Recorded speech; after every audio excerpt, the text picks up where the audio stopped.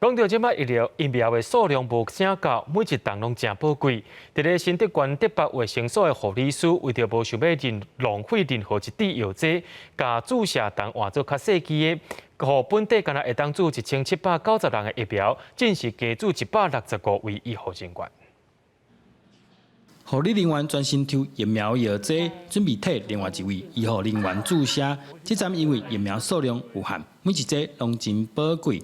德北卫生所特别把原本的注射筒换做较细支1cc的空针，用个较精准掌握剂量的方式来把任何一滴药剂。用3cc 空针的话，因为它的刻度比较大嘛，所以就很难精细的掌控那个剂量，难免就会漏失掉。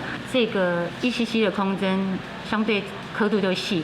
那在抽取的时候也不太容易在针筒里头有空气，所以就避免了很多药液浪费的情形。这届卫生所总共领到1790剂疫苗，最后注了1955个人，比原本加注了165个人。虽然有人烦恼，敢会因为安尼药剂量无够额，卫生所解说一罐 A 类疫苗有6cc， 每一个人需要注0.5cc， 所以一罐会使注10个至12个人的量。改用1cc 空针，会去影响到有效的剂量。因为它明明就可以施打到11人剂，就不要去浪费它，因为取得太不容易了。